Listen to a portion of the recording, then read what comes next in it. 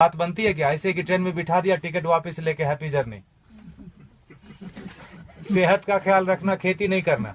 दुनिया का सबसे बड़ा धंधा है ये, क्योंकि हर जीव को भोजन चाहिए। इंसानों की छोड़ो, सारे कीड़े मकोड़े सबको चाहिए भोजन।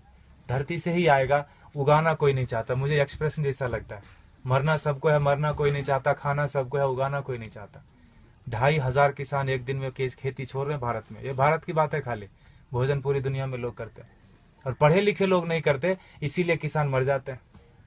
4-5 दिन पहले एक बिल पोस्ट किया था फेसबुक पर किसी ने। 2000 किलो अनार उगाया किसान ने, शहर गया बेचने के लिए और वापस लेके कितना रुपया है पता है? 3 रुपये 80 पैसे। 2000 किलो अनार अगर वो रोज खाता भी ना तो 2-3 महीने तक अच्छे से भरपेट खाता, खून बनता अच्छा उसका। 150 रुपए से कम में सड़ा हुआ अनार नहीं मिलता जी किलो। 2000 किलो कितने का हुआ वो? Get your mathematics right. 3 रुपये 80 पैसे लेके वो जहर की पुड़िया नहीं खरीद लेगा क्या? और हम जो पढ़े लिखे लोग हैं, जो बीच बीच में अंग्रेजी घुसेड़ देते हैं हिंदी में, जिन्होंने अमेरिका देखी है, गूगल गुरु के शिष्य हैं, मल्टीलिंगुअल है, मार्केटिंग में MBA करा, कहीं का कुछ भी कुछ बेच देंगे, वो नौकरी करने में बिजी है, वो खेती नहीं करते। Helping someone else having a business we call ourselves settled. पैसे कोई और कमाता है ना, नींद खाली मेरी खराब होती है और घर में लोग समझते हैं बेटे की नौकरी है। जापान में रहता है, इंग्लैंड में रहता है, बेंगलोर में रहता है, पूछना उसको। मंडे को घर जाना चाहता है, ऑफिस जाना चाहता है, हाँ कि ना? और दुनिया का सबसे कठिन काम है जी नौकरी करना, ढूंढना और उसमें सरवाइव करना। जो कर रहे हैं उनको पता होगा, हाँ कि ना? वो कर लेते हैं हम। और खेती का नाम सुनते ही हमको लगता है सुसाइड है, पेस्टिसाइड है, गरीबी है, भूख में, 1000 तरह के विशेषण आते हैं दिमाग में। तो खाना छोड़ दो ना। खेती सच में टफ काम है, and for that matter nothing is easy also in this world, in this life. Stop eating then. नहीं होगा। खाना बंद कैसे कर सकते हैं?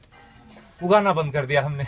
हमको लगता है मॉल से भोजन आ जाएगा जी, ये मॉल नहीं तो अगले मॉल में मिल जाएगा ऑर्गेनिक, है ना? मुझे लगता है ढूंढने से ऑर्गेनिक नहीं मिलता, उगाने से मिलता है। प्याज के नाम पर तरह तरह मचा रहे हैं, अनसीजनल। अभी हार्वेस्ट नहीं है प्याज का, महंगी क्यों नहीं होगी? एक प्याज उगा के तो देखो, पता चलेगा एक प्याज उगाने में कितना लगता है ना? हम ऐसा नहीं करते।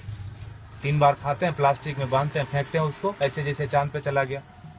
वो फर्मेंट होता है, मिथेन बनता है, उससे कैंसर फैलता है। हमको लगता है मैं अच्छा आदमी हूँ।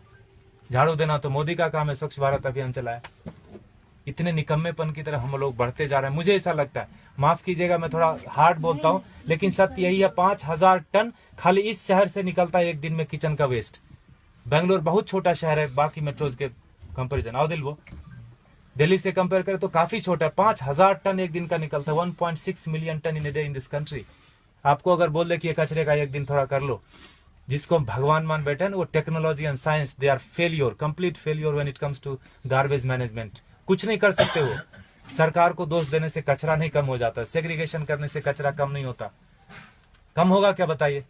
सेग्रीगेट करने से कचरा नहीं कम होता। ये मुझे बेवकूफी जैसा काम लगता है। सेग्रीगेट करो और उसी एक ही ट्रक में डाल के मंडूर में जाके फेंक देते हैं। हाउ दिल वो सर, बेंगलोर इंदा था नहीं वो, हाँ मंडूर लेता ना विशाखो दोला, हाँ एक बाजू में गांव है, पूरे वहाँ 14-15 लाख मेट्रिक टन सर रहा है कचरा, एक श्वास नहीं ले सकते। वो सरकार का दोष नहीं है, सारे किचन का दोष है। कैंसर फैलाते हैं हम, हमको लगता है हम अच्छे आदमी हैं। 55% वेस्ट से हम गोबर बना सकते हैं और उससे टमाटर घर में उगा सकते हैं। जो दीदी बोल रही थी पर्माकल्चर की बात, हमने वही किया। पत्थरों पे बिना खुदाई किए हुए उगा दिया, बिना बोरवेल डाले हुए उगा दिया। जो भी कर्नाटक में उग सकता है सब्जी और फल, सारे आ रहे हैं, अच्छे से आ रहे हैं, अच्छे क्वालिटी के आ रहे हैं। Agriculture is not a rocket science. अगर आपको खाना है तो उगाना पड़ेगा, आपको नहीं तो बच्चे को जरूर करना पड़ेगा। क्योंकि 2012 से गेहूं का उत्पादन पूरी दुनिया में कम होना शुरू हो गया। और वो बोलते हैं no matter what it's not going to come up. अब बढ़ने वाला नहीं है, जनसंख्या रुकेगी नहीं। कल को चावल कम हो जाएगा, परसों। I am not here to depress you, लेकिन यथार्थ यही है। क्योंकि उगाना कोई नहीं चाहता। खेती के बारे में बड़ी बड़ी बातें लोग करते, किसानों को हेल्प करो, पैसे दे दो, ये वो करो, सब कुछ। अरे वो पढ़ा लिखा नहीं है, वो शहर जाके किसी अपने क्या कलेक्टर ऑफिस में जाके वो बात ही नहीं कर सकता कि सरकार ने कितनी सब्सिडी दी। बात कर सकता है क्या? वो शरीर से अस्वस्थ है और शिक्षा से अस्वस्थ है, वो भी वो अशिक्षित आदमी है।